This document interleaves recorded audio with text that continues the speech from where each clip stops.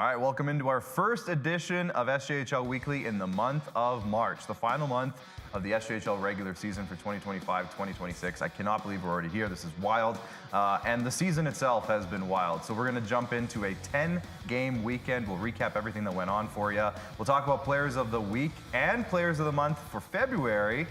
Some big names coming up, some big performances last month, so we'll tell you about all that. And we're going to be joined by Battlefords North Stars forward Josh Knittig. It's going to be a great show, but first let's thank our sponsors. Of course, we'll start with Cantera Seeds, Capital Auto Mall, Canalta Hotels, SGEU, Sask Lotteries, UPL, Chevrolet, Great Western Brewing Company, SaskTel, RBC, Saskatchewan Construction Safety Association, and Vaterstad. And if you're watching on Facebook, YouTube, or Twitter, please hit all the share buttons, hit all the like buttons, and make sure you comment in as well throughout the show. We'll probably read your comments on the screen as well. Might spark a conversation, who knows? So we want to hear from you, especially if you're watching on Facebook or YouTube. Throw those comments in there. We'll throw those comments up on the screen throughout the show. And joining me today to talk about it all, of course, the evolving playoff picture. Teams have clinched, divisions are being clinched. There's still a battle for a few spots, Nugsy. It's a wild weekend. You had a game of the month on Friday. How'd that go? Let's start with that. How'd the game of the month go? It was awesome. Really cool jerseys that a young man had drawn himself and put together, and the proceeds to those jerseys are going to go to the Jim Pattison Foundation, which is really awesome. Yeah, it was really great. The broadcast went super well with Rob Hart and Sean Mullen as well. Met a few people, met Allison Burke-Johnston, of course, big fan of Josh Sale as a person and a hockey player, of course, and Steve up there as well. It's also always great to meet Steve too when I walk into the studio here and I see Steve. Steve is great, so there's that. But yeah, no, it was a really good broadcast, and driving home was a little bit hairy. But the what's it called when you can't really see? Visibility. Can't think of the word. I'm not. No, that's a made-up word. I'm not good with words. That's a made-up word. It was not great, but otherwise it was a great time. Thanks for asking, Clark. I shouldn't be joking. How was your weekend? It was pretty good. It was a little bit quieter than you. I got a chance to kind of sit back and clean the house a little bit. Watch a little bit of baseball, which is always good on a weekend. So it was good. Speaking of baseball, the Jays are playing right now, so I know it's that time of year, right, where spring baseball meets the end of a regular season of hockey, and it turns into playoff hockey, which turns into regular season baseball. It's a great time of year. And the World Baseball Classic, which I love. I don't know how much you love, or if you're sick of me talking about it, but I'm a huge WBC fan. Loves the World Baseball Classic equally or slightly more than the Viking Cup. So, well, I'd say they're pretty bang equal. Pretty bang equal. Shout out to Steve, who's commenting now as Nugsy. He's unbelievable. Let's dive in, Nugsy, because there was 10 games to talk about. The playoff picture is still crazy. The teams have clinched. We got a new division title to clinch over the weekend. So let's have a look at the Sask Lotteries look back now as we dive into the weekend's results on the Elk Ridge scorecard. Shout out to Elk Ridge. Speaking of Elk Ridge, something not quite close, but close enough to LaRange.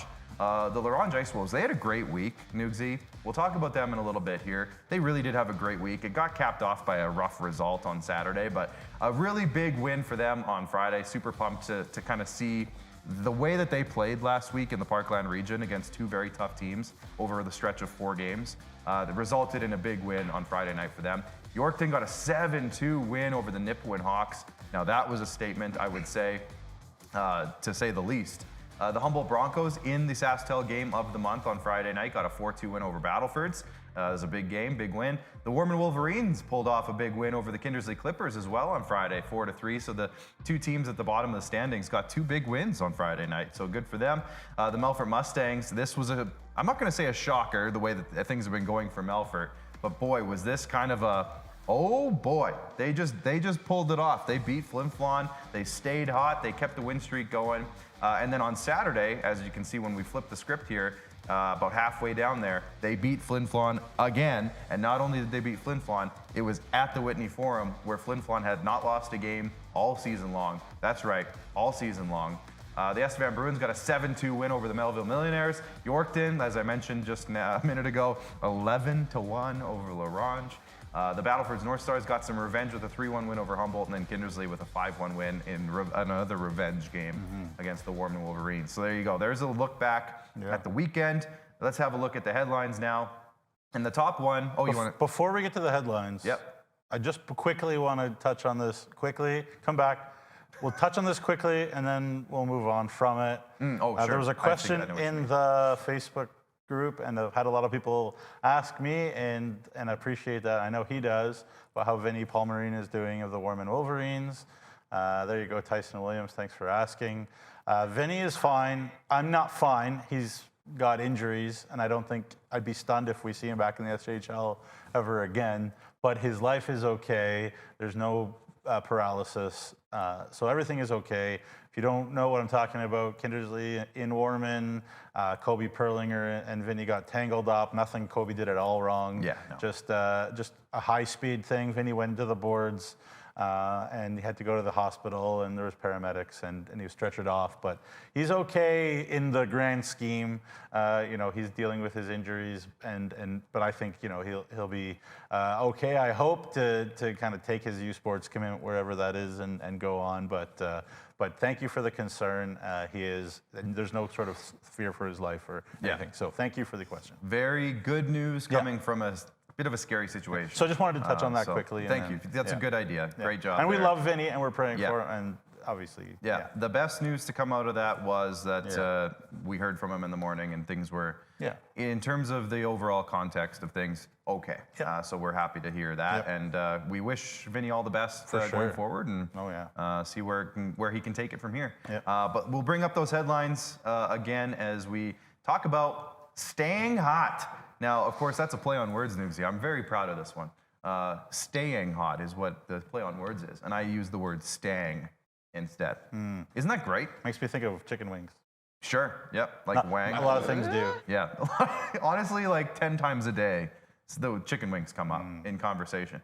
But staying hot, the Melfort Mustangs are now on an 11-game win streak, and it's not just that they're on an 11-game win streak. It's the time of year, it's where they were before this win streak started, it's the teams that they've beaten along the way, and it's all been capped off, Nugsy, by a weekend sweep over the Flin Flon Bombers. And I mentioned it earlier, the biggest statement, the exclamation point, the period at the end of the sentence was that they did it in the Whitney Forum.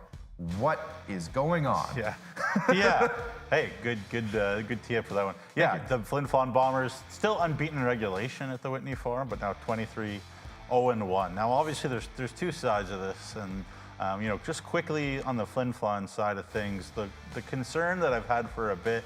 There's two kind of concerns for Flin Flon. One is that they keep having great starts to games, and they got out to leads in these games and found a way to let lose them. This time, usually they find a way to kind of hang on for dear life, or just find a way to pull it out. But this time, it bites them against a team that's right in playoff form. So that sort of good start, but then tailing off, and maybe a part of that. And I know Mike Reagan's not betting on excuses, is the fact that they're really injury riddled.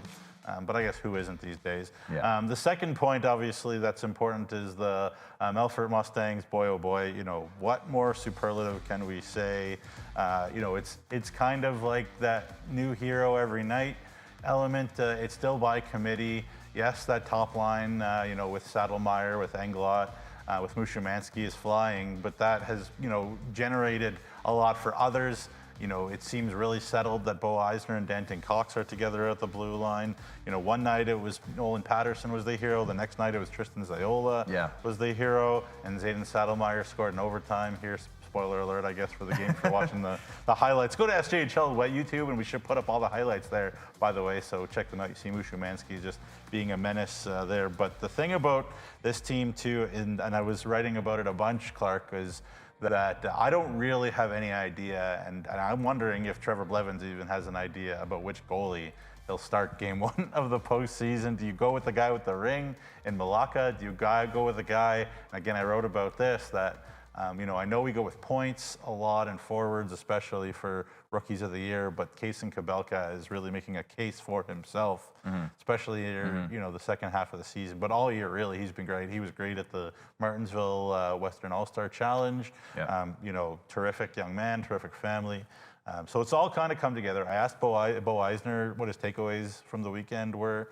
And obviously Bo is such a grown-up. I love talking to that guy. But he was like, hey, we just, obviously Flin Flon's a terrific hockey team. Everybody knows that. But we know how to play playoff hockey, top to bottom in our lineup. There's still some situations, I think, where Flin Flon is learning, and which is funny to say because they've been great all year. But Right. their injury list is as long as my arm in Yeah. Flin Flon, whereas Melfort's also healthy. But again, taking nothing away from Melfort, they're finding a way. They're grinding it out. They're playing the way that Trevor Blevins wants them to. The buy-in is there. And they win one-goal games. They win close games. They've now won the most one-goal games in the SJHL. So it's all sounding exactly like last year, all of a sudden. Yeah, and the Melfort Mustangs, too, like, this is a team all year long. We said, as long as they can just find a way to get into the playoffs, nobody's going to want to touch that team in the playoffs. And they're showing it, and it's really impressive. Again, it's not just that they're winning these tight games, these playoff-style games. It's who they've beaten over the course of it as well. They've beaten teams where we looked at it maybe going into it, and we're like, well, this team just needs to beat Melfort, and then they'll solidify their spot in the playoff race. Or this team is at the top; they're fighting for home ice advantage spots. They just need to beat Melfort, and they'll get into the. Easier said than done. It hasn't happened, and Melfort just keeps showing up night after night. And like you said, really, really impressed by Kaysen Kabelka and his ability to step up in this last stretch of games. Really, all season long, though. If you look at his numbers from start to finish. When we show on Thursday's SJHL Insider episodes, when we dive into the stats and the league leaders and all of our numbers, Kaysen Kabelka has been near or, well, not at the top, but near the top. He's second in goals against now, behind Charlie. And again, it's a situation, too, where if you're the Flin Flon Bombers, I'm not that concerned. They outshot them both games, too. Yeah. It almost went for Flin Flon like it did for Melfort in the first half of the season, just in terms of playing pretty well, getting good chances, just not bearing, and then it comes back the other way, and it does. And Joey Lee's still playing well. Leo Seitz has picked up a lot of offensive slack lately too, especially on the power play. Leo's become a real power play piece for Flin Flon, and we'll talk to one of his old teammates later, in Josh Knittig, of course, with the Saskatoon Blazers. But that was a clash of the Titans. Yeah, and it's what we expected. Yeah, and it's funny that this is a clash of the Titans because 3 weeks ago, Melfort was out of a playoff January the 11th, I look back to January 11th, Melfort was 9 points rather. 9 points out of a playoff spot. And it was at the point, too, when we were like, well, that's probably the dagger for Melfort. Well, they had that loss. I think was it to L'Orange, maybe, and they didn't play very well. Yeah, and we're like, you know what? If they're going to get back into the playoff race, this game against L'Orange is a must-win, and they lost. And we basically said, I think I texted you and said, I think that's the dagger for Melfort. Hey. And here we are. And if we didn't learn to ever question Trevor Blevins. To never question Trevor Blevins, I should say. Right. We need to learn it again. Yeah. So with our next headline, I think we'll move on to the next one because it's kind of Flin Flonish. It's also kind of Bungie division related. But the UPL has been clinched up. Flin Flon is the second team to clinch a division title. So congrats, I guess, to the Flin Flon Bombers as they have locked up another banner to hang in the Whitney Forum. But if we can actually let's bring up the division standings, if you don't mind, because this conversation's not so much about the UPL division being clinched by Flin Flon. We'll talk about that for a little bit, but it's more about the remaining division that has not yet been clinched. It's looking like it's about to be pretty soon, though. I don't know what the magic number is, but it can't be very far off in terms of Yorkton clinching the Bungie division. But they have been so hot lately, and we talked about this a little bit last week, Newsy, with Weyburn. We thought they would be a little bit closer to Yorkton at this point, and Yorkton's just been so hot, it's been hard to keep up. But Weyburn, as we can see in that past 10 games, they had the weekend off, which might have been a blessing, honestly, for them in disguise. Not just because they got some time off to rest, but maybe just a little extra practice time, maybe some time to just kind of settle down a little bit, because they have a roster that we think could make another run to another Cantera Seed Cup final. And the last 10 games, it's just been a little bit jumbled. They've been so banged up too. Yeah. I mean, everybody goes through it. Everybody's gone through it. We talked about in our Coach of the Year discussion a couple weeks ago about how I felt Weyburn played such a consistent brand of hockey all year from start to finish. Well, it was their turn to get hurt, their turn to maybe lose focus. I think we talked about every single team in those same terms at some point this year. We were like, did they lose a little focus? Are they banged up? Are they trying to just grind it right now? Weyburn is trying to grind it right now. It's not the end of the world. Like, they're still going to make the playoffs. They've still clinched their spot. Yeah. But they're in some danger of not even having home ice advantage. Yeah. And that's a problem. Well, they're 2 points back of fourth right now. We'll get into the standings in a little bit. Not quite yet. We'll look at the league standings in a little bit. But they are, right now, they have 5 games remaining, so a total of 10 possible points, which would put them at 74. Yorkton's at 72. So all Yorkton needs basically is a win right now. And who plays on Wednesday night, Nugsy? Oh, Weyburn it's gonna be tasty. and Yorkton. So if Yorkton wins that game on Wednesday night, if Yorkton wins that game, they clinch the Bungie division. And I think we're going to be there. And we might be there. The rumor has it that there might be some people at that game that are at this table. Yeah. So it's going to be it's an important game. Not that either team is going to like miss the playoffs or anything, because they've already clinched. But the division title is on the line on Wednesday night. If Yorkton wins, they get it. So pretty big stuff there. And with Yorkton, let's talk about them for a sec. They had a obviously huge game against L'Orange, 11-1 win. But I think this game on Friday night was actually a more of an important win. A 7-2 win over the Nipawin Hawks. They looked sharp. They controlled a big portion of that game. On honestly both games, obviously with an 11-1 win over L'Orange, you're going to control most of that game. But they controlled most of this game as well.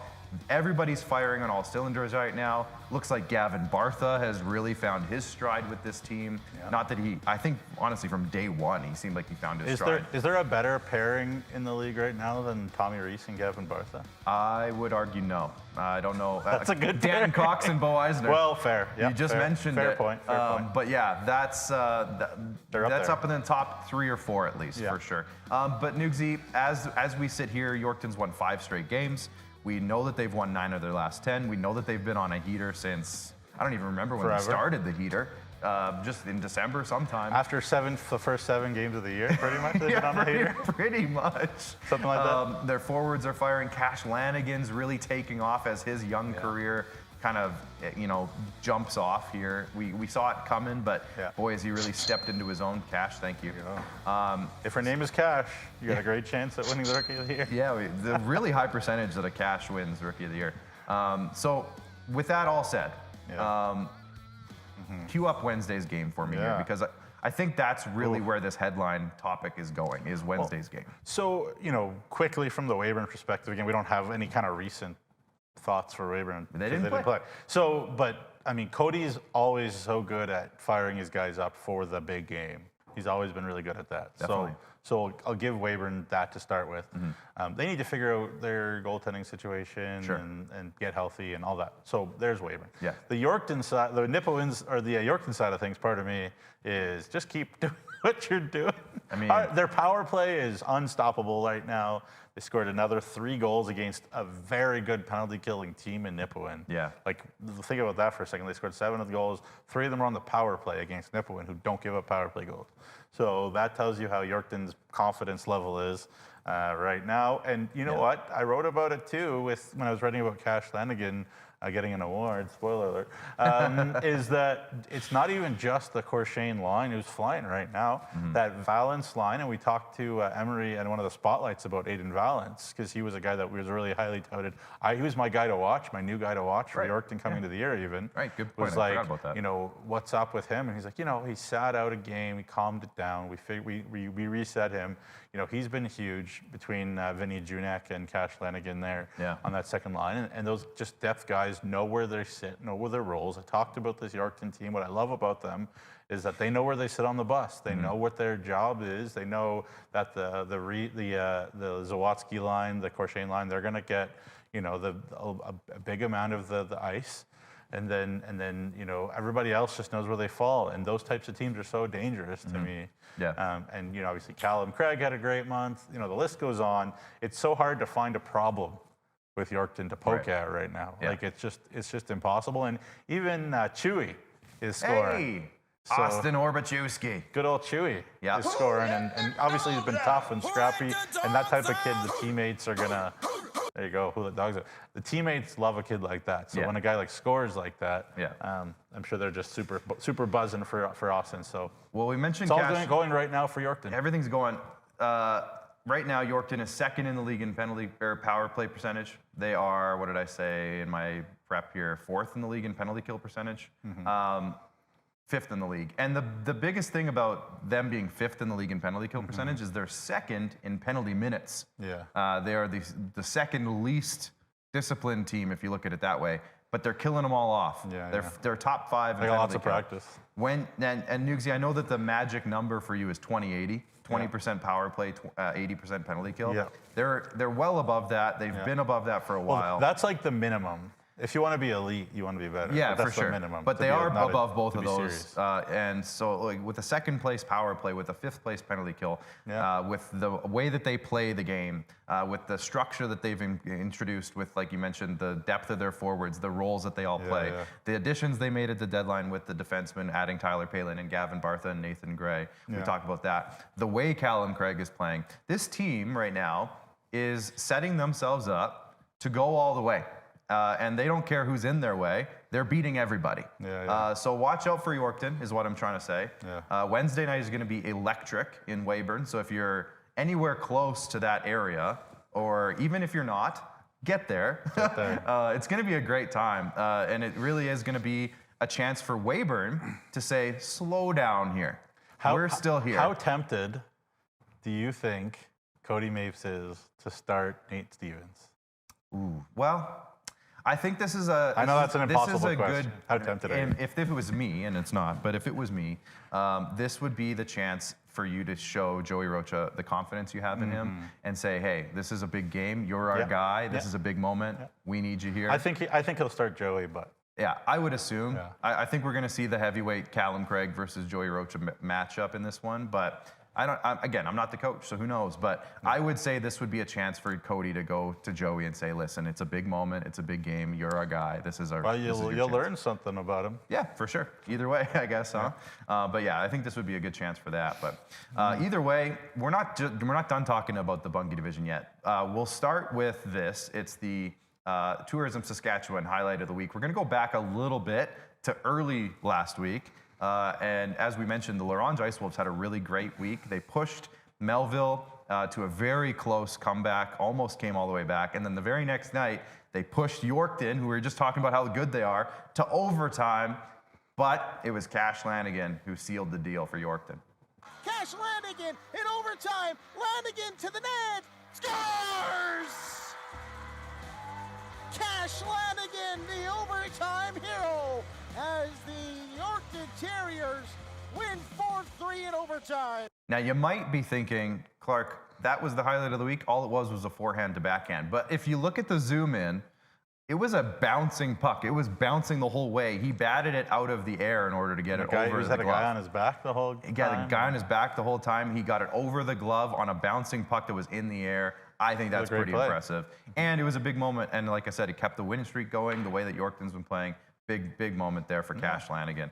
His name's going to come up again later in the show, so stick around for that.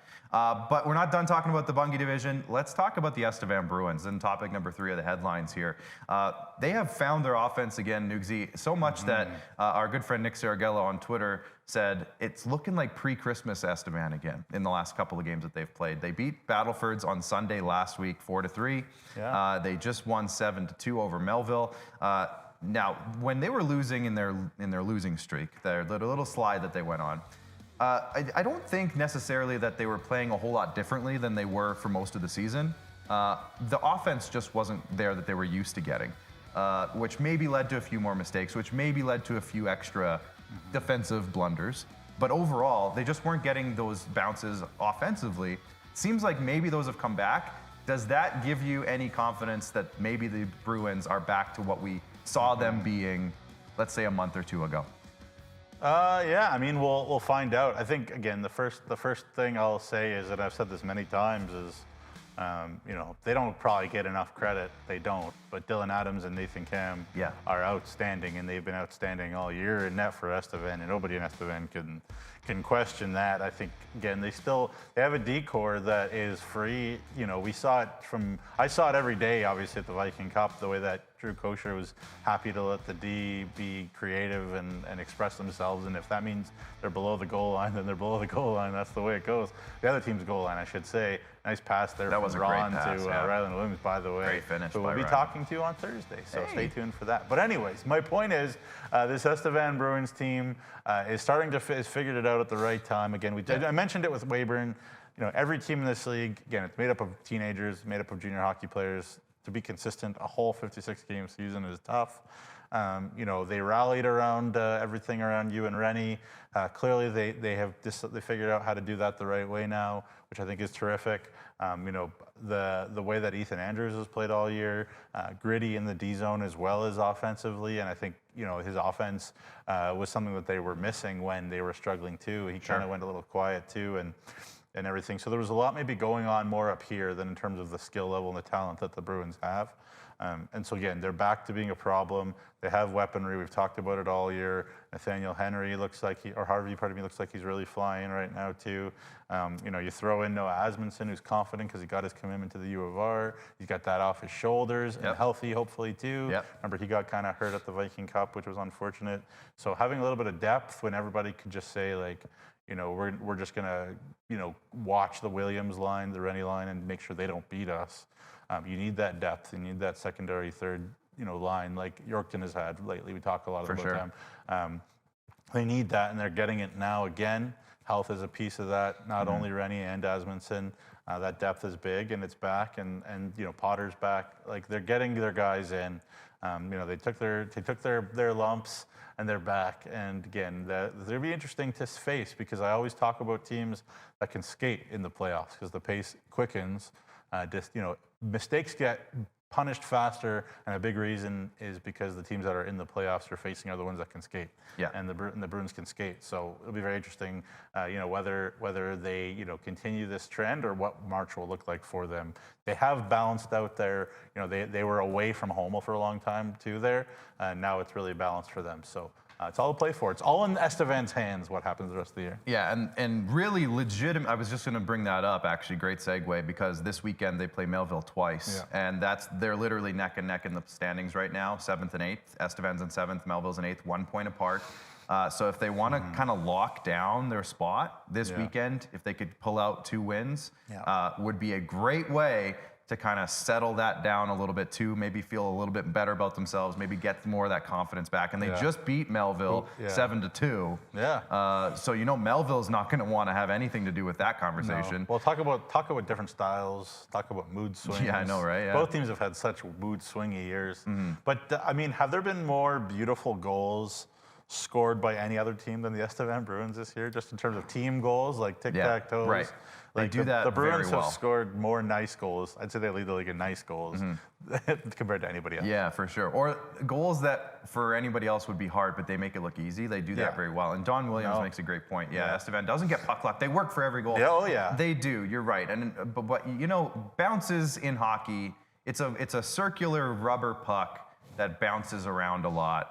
It's going to happen. Sometimes you got to get some of that puck luck. The best teams get the puck luck. So one thing that I'm going to say, Estevan fans, maybe plug your ears for a second.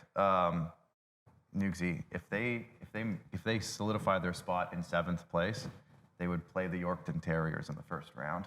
And the Yorkton Terriers so far have dominated the season When did they series. dominate them, though? Early. In games that don't matter. Yeah, early. The Yeah, regular for sure. season.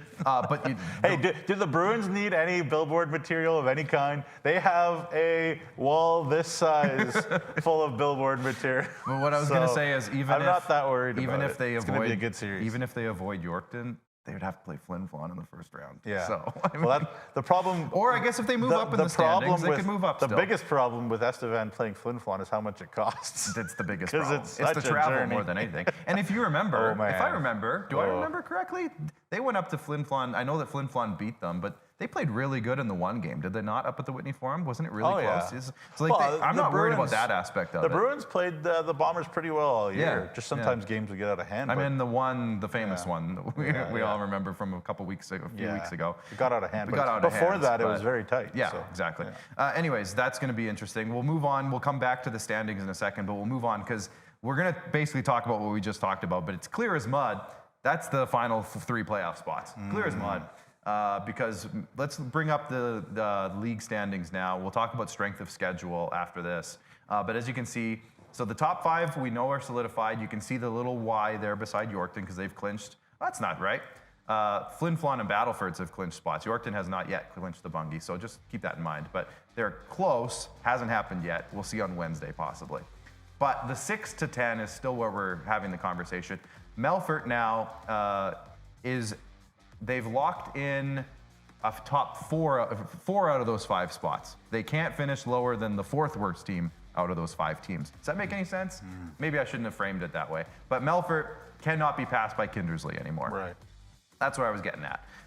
So Kindersley now, if they want to make the playoffs, they've got to pass either Estevan or Melville. They only have 3 games left to do it. They only have 6 possible points left to do it. So if Estevan gets a win this weekend, or I guess 3 points total, they would fully clinch. But if they get 2 points, they've essentially clinched a playoff spot over at least Kindersley. Humboldt can still make their way back into this conversation. Wow. They are 4 points back of Melville right now, but they have 5 games remaining. So they could get a possible, I think you put out a good tweet about this, by the way. So if anyone wants to see the numbers and how they all line up, go check out Nugzy's Twitter account.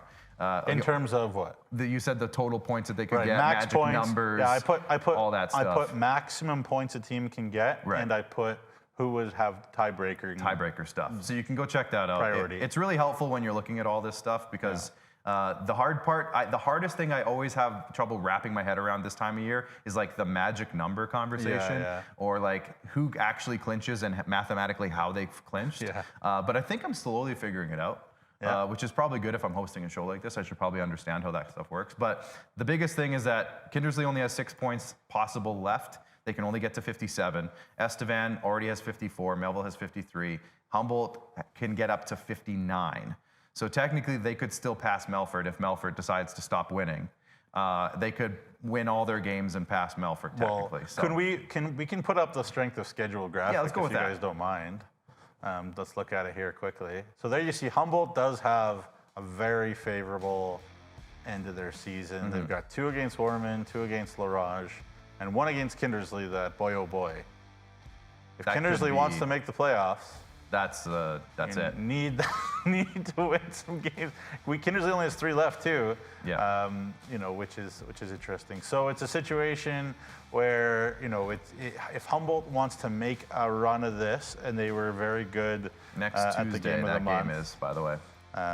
Next Tuesday, then they'll need to figure it out quickly here. Yeah. Time is getting late, and you know what? It's interesting. But Melville playing Estevan, people are going to be praying that there's no overtime in those. So that'll be- Yeah, definitely Kindersley and Humboldt are saying, please just one of you win either game. Right. That'd be great. Yeah. Because if one team wins both, it's going to make it harder. Either way, honestly. If Melville wins both or if Estevan wins both, it's going to make it tough. It's going to slim the chances. Yep. If they both win one, it's actually better for them. So it's interesting. But like you said, I think Tuesday, March 10th, Humboldt at Kindersley at the Interpipeline Arena is going to be one of the bigger implication-filled games in the final stretch Kindersley's here. other 2 games are against what you would expect. Battlefords. Battlefords, yeah. So that's not easy. Not easy. They got to win that one on Tuesday. Could be a tough one if they don't. So anyways, that's clear as mud. The fight for 7th and 8th, and to an extent 6th place, because there's potential for Estevan and Melville to move into 6th a lot easier than it would be for Humboldt. But anyways, it's not at all. Well, nothing's clear. I mean, the top, not at all clear. The top of the standings, like if Flin, and I don't think it's going to happen, but if Flin Flon goes on a losing You know what? streak, Bring up the league standings one more time. if Let's Flin just show that Flon one goes more on a time. losing streak Yeah. and Yorkton goes on a winning streak, it Yeah. isn't out of the question for Yorkton to actually catch Flin Flon here. Right. It's 5 points, which actually blows my mind. Yeah. But Isn't that Yorkton crazy? has been the best team in the league lately. Yeah. So it's fair enough. Yeah, and But- they could get up to 82 But points. then Battlefords is 1 point behind them. Yeah. And Battlefords. Battlefords can only get up to So 79 Battlefords has a points. trip to the Whitney Forum this weekend, I believe, where the Bombers won't be in a good mood. So Right, that's true. Yeah. So Flin Flon could end up with 87 points total. Yorkton could end up with 82 points total. So if there's any combination of Flin Flon losing a couple games and Yorkton continuing their hot streak, Hey, who knows? We could have a different first place Crazier team. things have happened. It's true. I did also tweet it out that it's the first time since, 2018-19, Right. that the first place team in the league will not have at least 90 points. Which you can look at a couple Speaks to the different parity. ways. Do you look at it as like the negative Nancys out there will be like, well, that just means that there isn't as many good teams.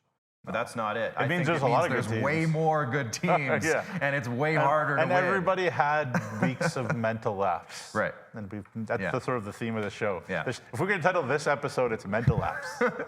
You could title almost every one of our shows "Mental Lapse." fair I think that would be fair. Fair enough. Odds and ends. One thing I just wanted to throw into odds and ends here before we move on to Nugs and Notes. Just a big shout out to the Laurent Geisel. Yeah. I think last week Bob Beattie jumped in. Obviously, we're still obviously very much thinking about Kevin Killer Kaminsky. But the way that they came out and performed on the road, a very tough road trip, 4 games between Melville, Yorkton. Obviously, we said it earlier, we know it ended pretty rough in Yorkton. But the way that they were able to keep the game on Tuesday night against Melville tight, they came back at the end, made it really close, really interesting at the end of the game. And then the very next night to go against a very hot Yorkton team and push them to overtime. And then on Friday, pick up a win back in Melville. That's a great stretch. That's a tough road trip for any team. And they were able to put together 3 very, very good games. Just wanted to give a big shout out to the Laurent Geisel. Yeah, kudos to Dayton, Dayton Tailfeathers. Yeah. You know, with Zane Normand obviously moving on, it's almost like they said, hey, this is your team now, buddy. Like, get them going, and Dayton has taken that personally. You know, Jackson Smith has been awesome since he was acquired from Nipawin. Graydon Porosny, I'm just an enormous fan of. Yeah. I think that kid can really play. So those are 3 kind of older guys on this team. Yeah. You know, they don't have any 20-year-olds really other than Graham Brown. So there you go, and he keeps working and battling. But obviously they had that tough 11-0 shellacking. But that's going to happen. Believe me, I know, being from my personal experience. But you know, it's a thing where there's like, if these guys can stick together, there's a lot of talent, a lot to like on Laurent. And it was their 4th game in 5 nights too, Right. on the road, really far from home. So I mean, But great. they picked up a bunch of points. Yeah, 3 points out of that road trip is very. They're still going to get the respectable. first overall pick to use. But there you go. It is what it is. But I just wanted to give a shout out to Laurent. They I think deserve they it. really They deserve deserve it. it. Also, shout out to Warman for picking up a big win over Kindersley on Friday as well. You know, it's a tough time of year for teams that know they're out of the playoffs. These are young teams with a lot of energy and a lot of exciting potential for the future. Yeah. And I just want to give them a shout out. That Kindersley needed a win that night too. So that was a big spoiler Big moment. fly in the for them. ointment. Yeah, big Yeah. So just shout out to there. Fierce and Lindorf. Yep. If you thought you had enough ice time before, get your Gatorade and Red Bull or whatever Maybe in a you. 5-hour energy. Do they still make those? I don't know, but I don't think they're probably good for you. Probably not good for you. But with Vinny gone now, yeah. Fearson. Yeah. But I And- mean, and again, some I of the other like guys. that young decor woman. I really For do. sure. Bigelow and Leibel Oishi. and Oishi. For Like sure. they got tools for Yeah, sure. absolutely. Nugs and notes. Let's Yeah. hit it. It's time. Sure. Nugs and notes. Yeah. Open my notes. The notes. The famous notes. Got to get to the notes. Yeah. All right. This is actually all about things that are happening outside the SJHL here, Nice. but I'll try to make it quick as possible. There's some relative so things. Well, they're all related to the SJ, obviously. Sask U18 League obviously is in the postseason. They had their league awards announced already, by the way. A couple prospects, of course, Ethan Young of the Pack Canadians, the Weyburn Red Wings draft pick. Ryan Gibbs has played for Weyburn a bit. It'd be interesting to see if he plays for Weyburn in the playoffs whenever Moose Jaw is done, AAA. Evan Hutchin, terrific season for the Estevan Bears. Great season for them as a team, but Evan Hutchin terrific, and interesting to see if he's a Warman Wolverine prospect moving forward. Obviously a junior Hounds draft pick, and really impressed with him. And Eric Ranberg, of course, the top defenseman, or top defensive defenseman, pardon me, but boy, do they love him in Melfort. Yeah. All the way around. Rick Oakes talked about him a lot when we were talking at the Viking Cup. That's in the first round of the playoffs in the U18 Sask League. Regina Patsies are up on the Saskatoon Contacts. not a big surprise. Moose Jaw is up on Battlefords, 1-0, not a big surprise. The Blazers are up 1-0 on the Wildcats, pardon me. And Swift Current is up 1-0 on Estevan in the 4-5, and that should be a very tight series. I don't know who to pick between Swift and Estevan. U Sports playoffs are also deep into it here. The Canada West finals are set, in fact. Mount Royal will take on the University of Saskatchewan. Mount Royal with Justin Lees, Jackson Martins, Alex Isaac, Vaughn Waterroot, against the U of S with Chance Petruik, Ben Tkaczyk, and Nolan Meyer. Those are the 3 guys on the U of S that were like regulars in the SJ, and there were lots of guys who had cups of coffee for different reasons.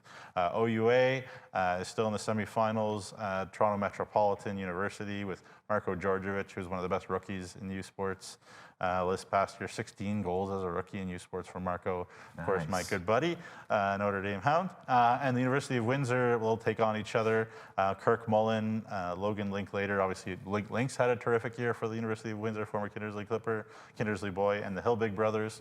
There for Windsor. And then Queens will take on UQTR in the other semifinal. Former Humboldt Bronco, Sam Marburg, who could skate like the wind, and he was a 8-foot-tall kid, too.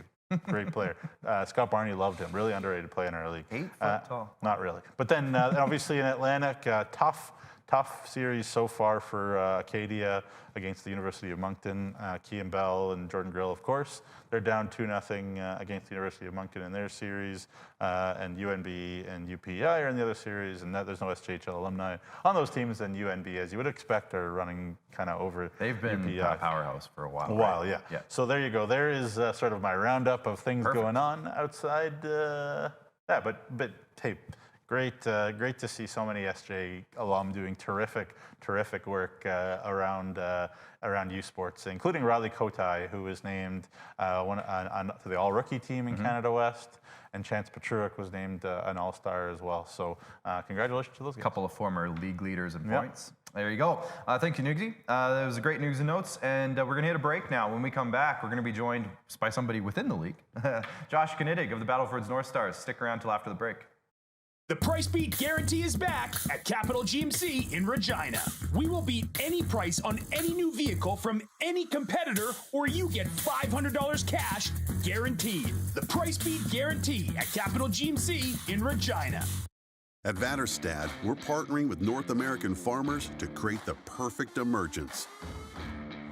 We're doing this with new and innovative tillage, planting, and seeding solutions, optimized for the field conditions that you face, and with industry-leading capacities to help you get the job done in short windows of time, so you can maximize yields.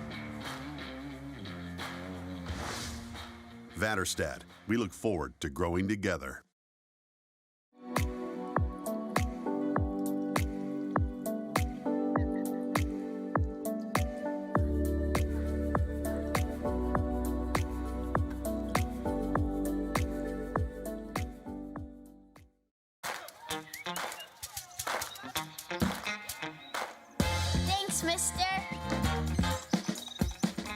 Every ticket you buy funds programs all across Saskatchewan, like sports. Buy your tickets today. In the last decade, the construction industry has reduced injuries by 46%. That's as many injuries prevented that would fill several stadiums. Find out more at scsaonline.ca.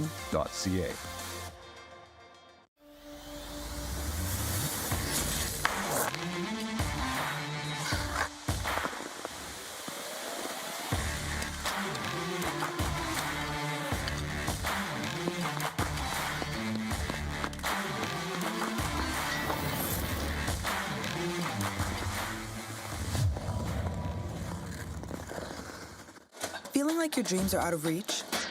RBC has programs and resources to help you open the door. With RBCX Music, RBC Training Ground, and RBC Scholarships, your idea of your highest potential happens here.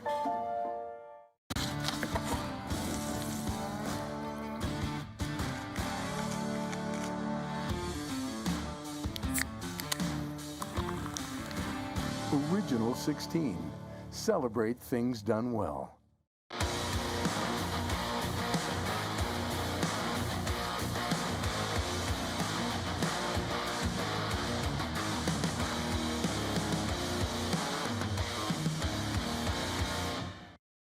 All right, welcome back inside SJHL Weekly. Clark with Jamie, and we're going to be joined now on the video chat by member of the Battlefords North Stars, Josh Knittig. Josh, thanks for joining us today. Thanks for having me.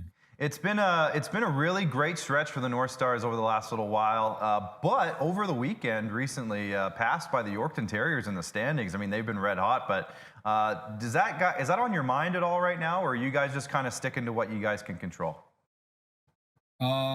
Obviously we've looked at the standings and seen that they've passed us. Tough to see, but all we got to do is focus on our next couple of games heading up to the Whitney. So going to be a couple big games there and just focusing on our game.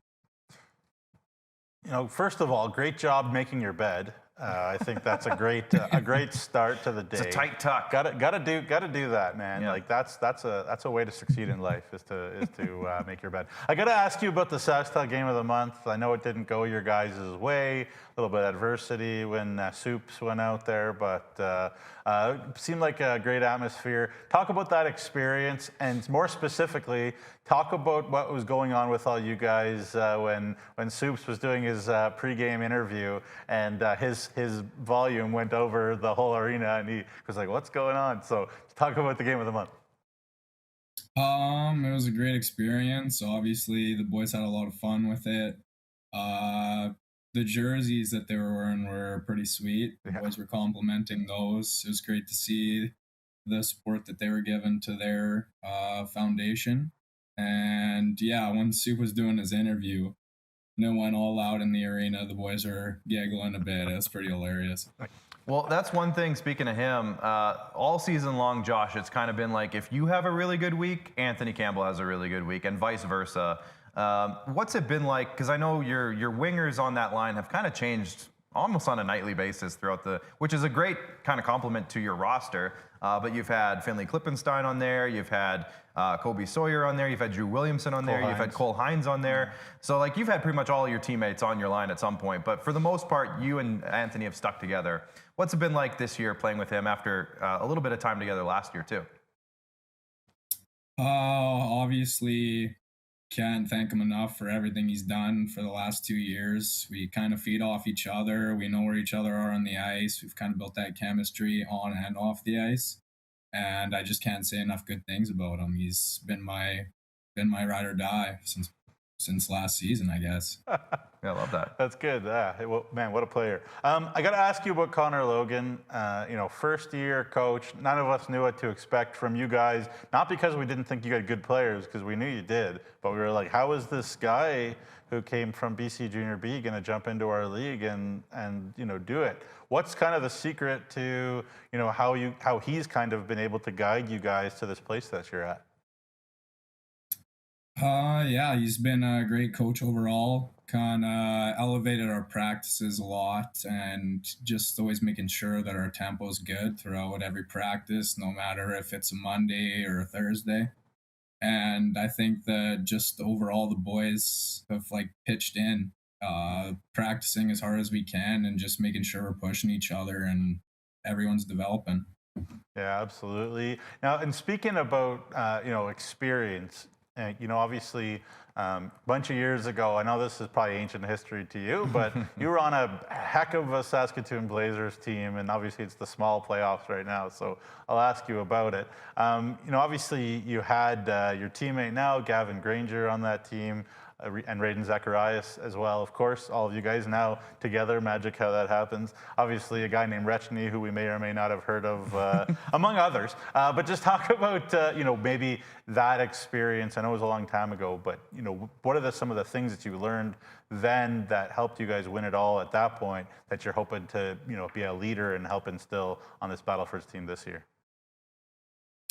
Yeah, just me and everyone that was on that team, we kind of realized how much it takes to win the championship and how hard it is, and you can't take any games off. So kind of just bringing that into the dressing room, especially having 3 of the players from that team on it, kind of helps set the tone, and hopefully these next couple of games will help us into the playoffs. Yeah. Championship pedigree, so they call it, I guess, something like that. Very cool. And I got to ask you too about the situation there with the fact that you have a good core of veterans like yourself who've been around, but you have all these guys who are either 06s who kind of came from somewhere else and have kind of shown what they're like, or 07s and kind of shown what they're like, especially the forwards. Basically, the question is about mentorship.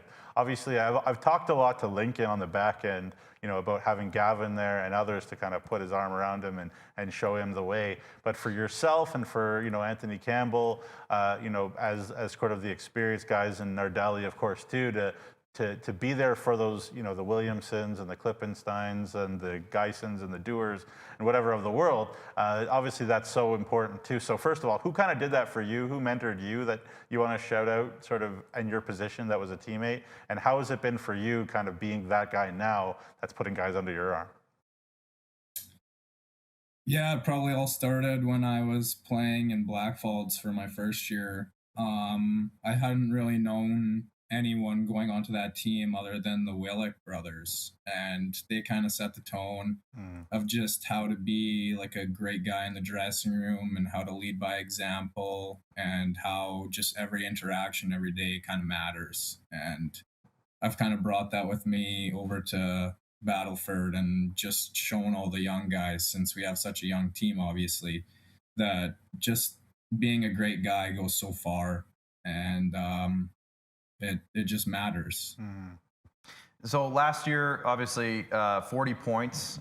This year, you're at 56. You jumped up both years. All 3 years, really, you've kind of grown as a player. But what have you added to your game this year compared to, as a 20-year-old going into your final junior year? What have you added to your game this year that you can say has really helped you kind of exceed, that point per game status, that leadership status? What have you added to your game this year?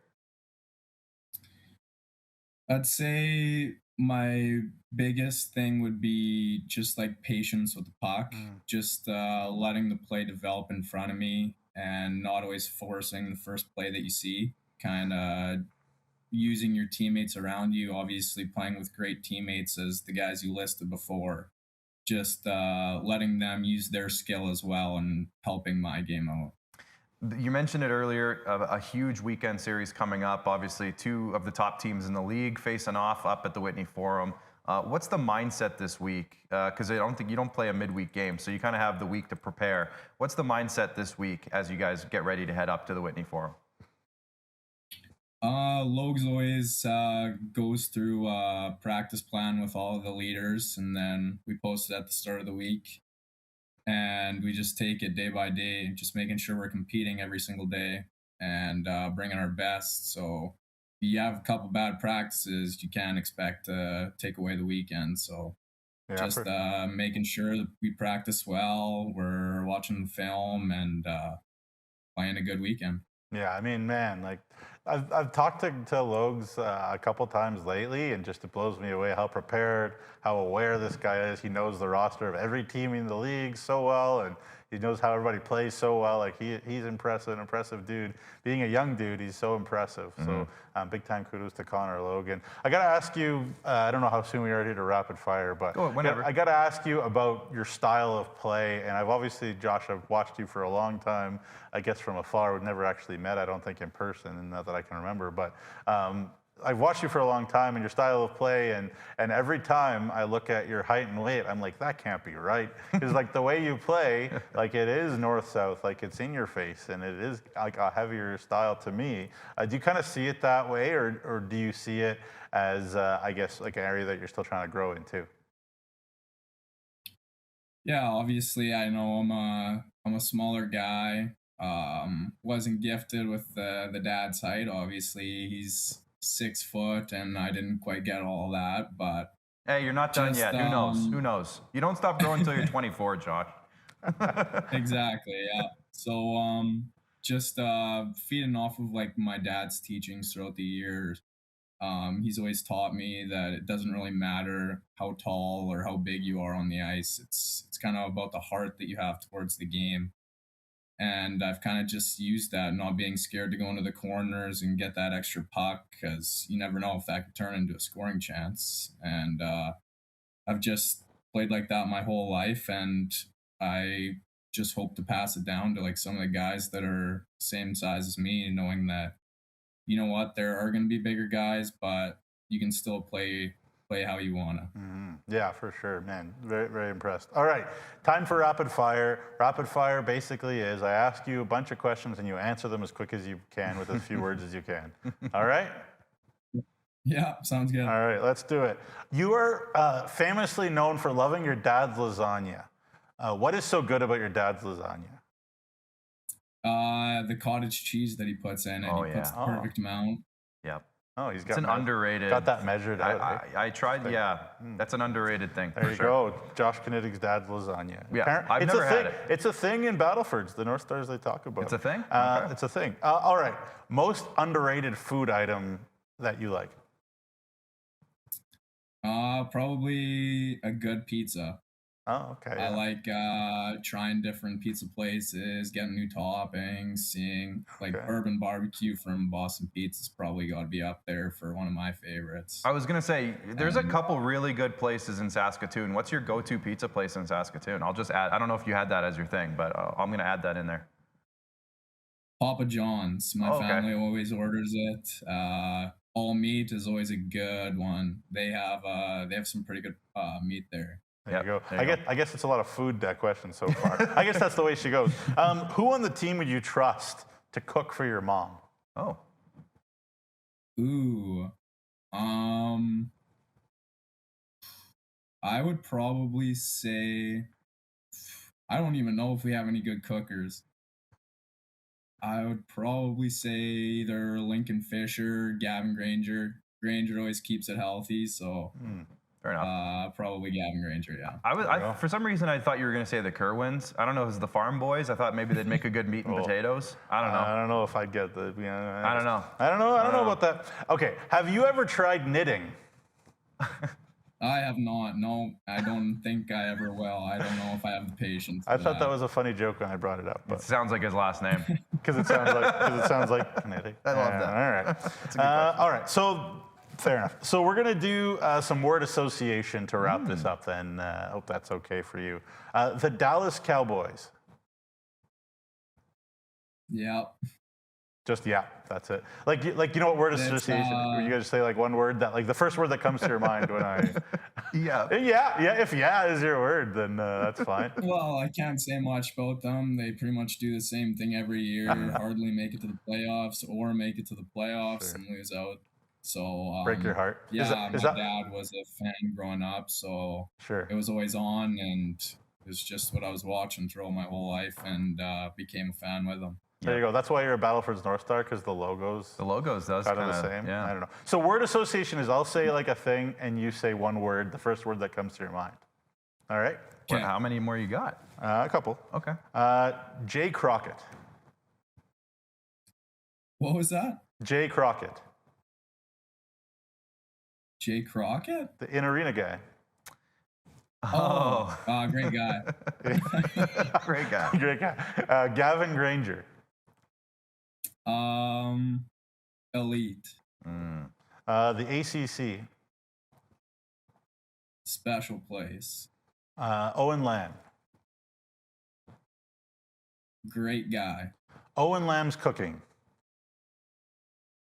Unreal. Because they like do their team meals. Oh, they bring like crock pots and like Owen Lamb basically cooks for them. Yeah. Which is amazing. Yeah.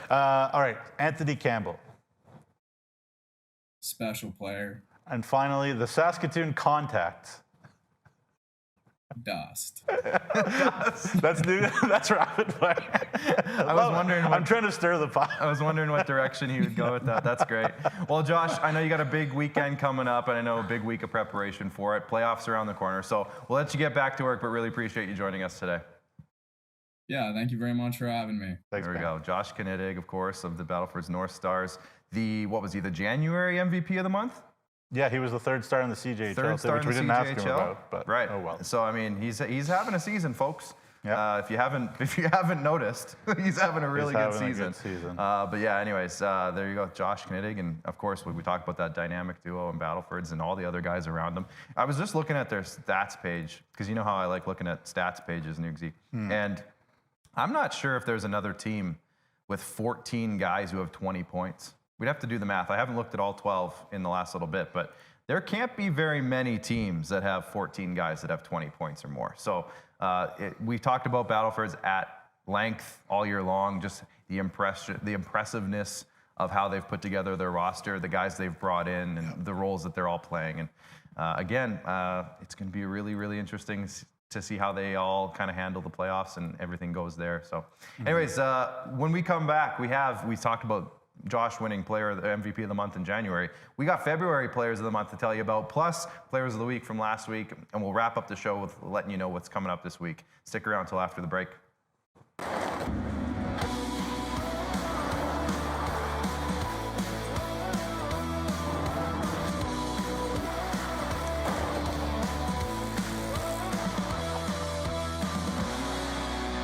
Feeling left out of can't-miss moments? RBC has programs and resources to help you open the door. RBC clients get access to concerts, Avion rewards, and exclusive benefits.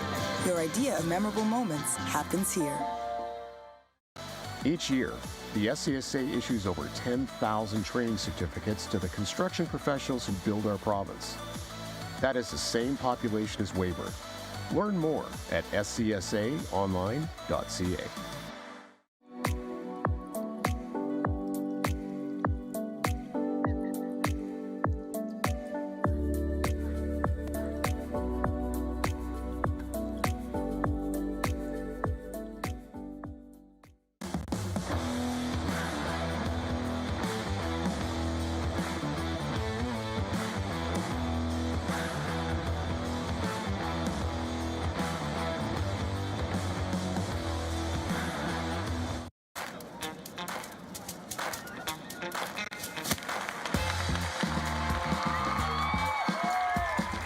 Ticket you buy funds programs all across Saskatchewan, like arts and culture. Buy your tickets today. Introducing SaskTel Student Saving Tips. Tip number 138. You could build your own pallet furniture. So you're living on your own. You can save money by building furniture with pallets.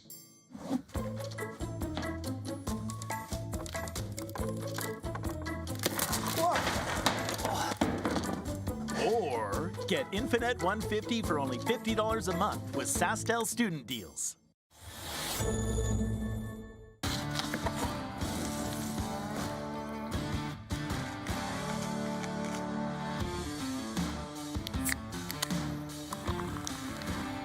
Original 16.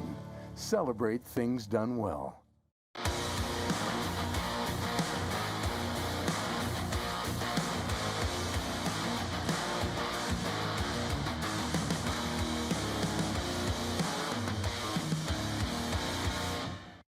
All right, time for the final segment of today's episode of SJHL Weekly. Of course, our first one in the month of March. There's only, what, 2 weekends, 2.5 weeks left of this regular season. Crazy stuff.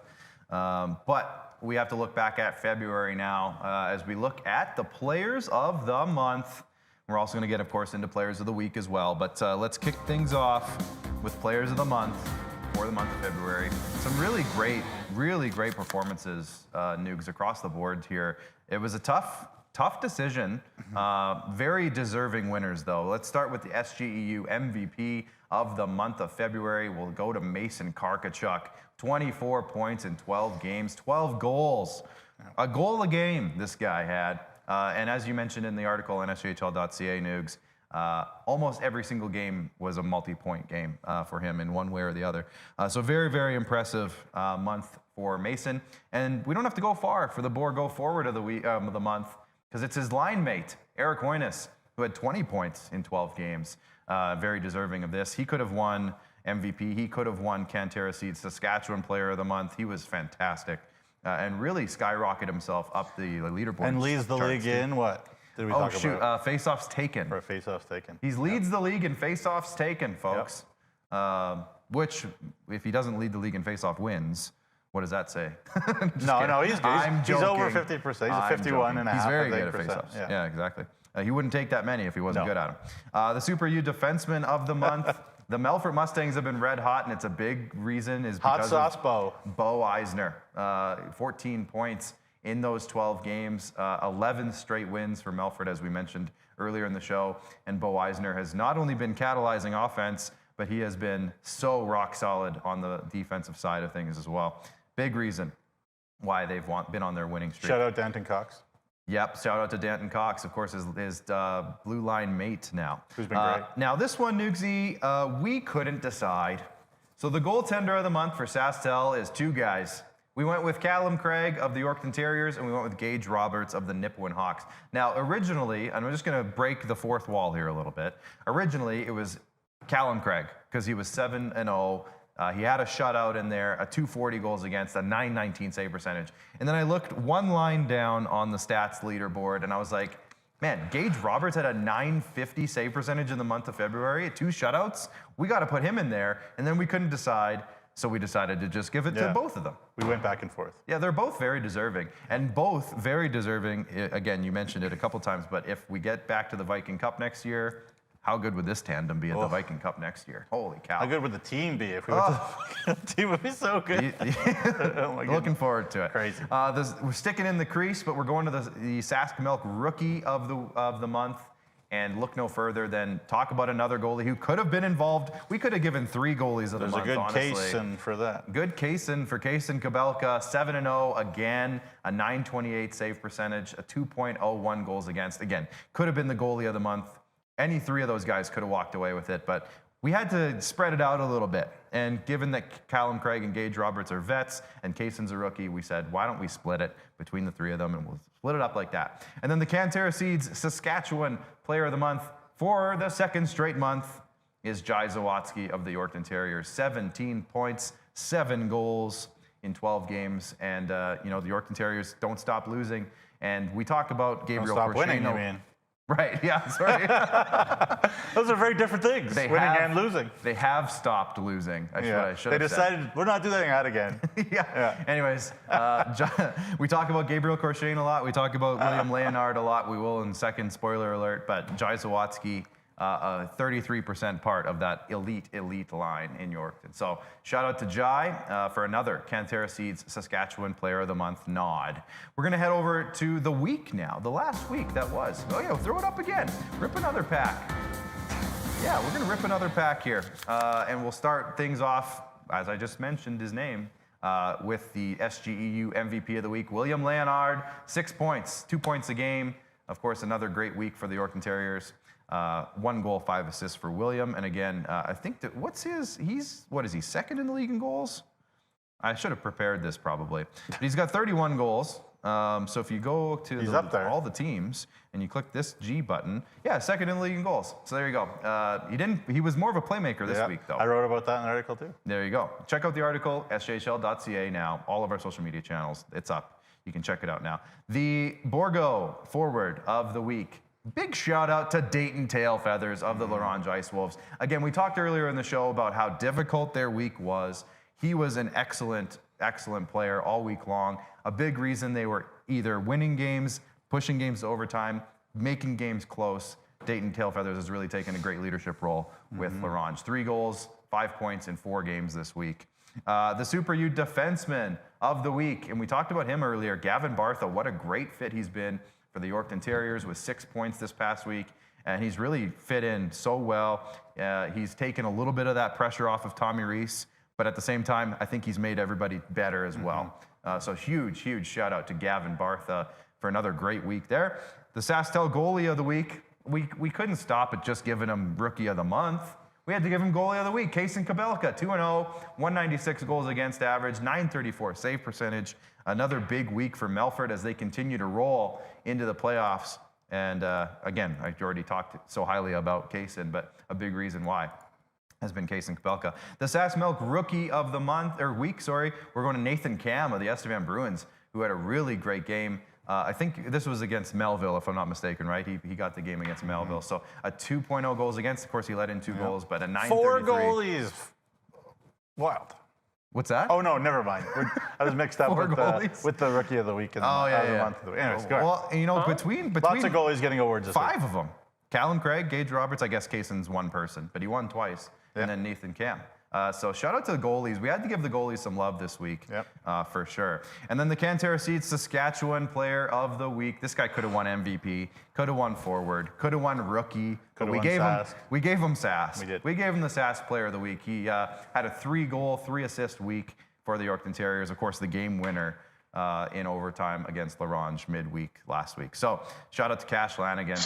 Thank you, Bryce. I was hoping you would do that. And there you go. There's the Players of the Week, the Players of the Month. Some great performances, honestly. I'm sure if Cash Lanigan could play D, he'd be fine. If he played goalie, he'd be fine. Yeah. He could probably win any of the awards. Yeah. And you know what? It'd be fun to give the same guy 3 or 4 awards. But it's hard to do that. Yeah. It's hard to play every position and also be a rookie. We're trying to not make everybody mad at us. Right, yeah, only a few people. Let's have a look, Nugsy, at the upcoming couple of days. We teased it. Actually, we didn't tease it. We talked about it at length earlier in the show, but Wednesday night's huge. But let's start with Tuesday. We got 2 games coming your way. Warman is in Melville to take on the Millionaires, and then Melfort is going to be in LaRange. Now, both those games have some playoff implications, as I mentioned kind of earlier on in the show. Just leave this up for a second. The Melville Millionaires are in 8th place right now. They have a game in hand on Estevan. If they win this game, they're evened up and they're move ahead of the Estevan Bruins, heading into a weekend series with the Estevan Bruins. So this is a big game. This could set them up either really well or just kind of status quo going into the big weekend. But big game for Melville. And then on Melfort's side of things, a win here would, now what was the math? Clinch a playoff spot. If they win this game, they clinch a playoff spot. And how huge would that be for the Mustangs? Boy, wow. So 2 big games in their own way. And then on Wednesday, though, this is just straight up heavyweight battle. Bungie Division title on the line. The Yorkton Terriers will be in Weyburn to take on the Red Wings. If Yorkton wins this game, they can hang a banner in the rafters as Bungie Division champions for the season. And can I mention something about this game, too? Of course. Is that a long time linesman, Ryan Lundqvist, is going to, I believe, retire at the end of the season after 25 years officiating in the SJHL. Wow. 250 regular season games, 10 league finals, 4 Anavet Cups, Royal Bank Cup, Junior A Challenge, Western Canada Junior A Challenge in 2016. So they'll be honoring Ryan at that game as well in Weyburn. So That's it should be a lot going on there. Shout out to Ryan. Shout out Ryan. Great career there. Yeah, shout out to the refs. Lots of the refs watch us and stuff too. Yeah, so shout out kudos to you guys. Absolutely. So, as you can tell by the excitement, as I mentioned those games, 3 really important and huge games coming over the next couple of days, Nugsy. Thursday, there's another game. Weekend's going to be huge, but just final words to you as we kind of wrap up the show here. Yeah, hey, nothing is given, everything is earned. Just because your strength of schedule says you got an easier team or like what does that matter? And definitely doesn't matter anything in the SJHL. No. Games in hand only matter if you win them and show up, and now is the time, and now is the playoffs, and now is the habits, now is the time to check your ego at the door, because the way you play now will very likely determine how you play in when it's the dance on March 20th or whenever the playoffs. And there's still some tickets available for the dance, Nugs. Yeah. So it is not at all determined yet. There you go. So some big games, get your tickets, make sure you head out to the rink, support these teams in their final couple of weeks of the regular season before playoffs start. It's going to be a great time. And if you're in Weyburn on Wednesday, we'll probably see you there. So hopefully if you do, come say hi. It should be fun. But it's going to be a great week of the SJHL. We'll catch up with you again on Thursday for SJHL Insider we have a special guest already booked. It's going to be Rylan Williams of the Estevan Bruins. So it's going to be a good time on Thursday, and we'll chat with you then. But until then, enjoy the hockey, and we'll see you then. Bye for now.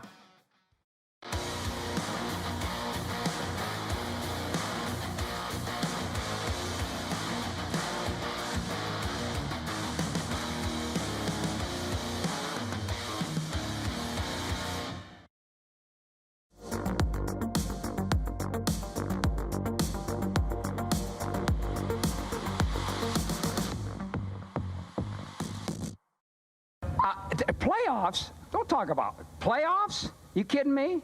Playoffs?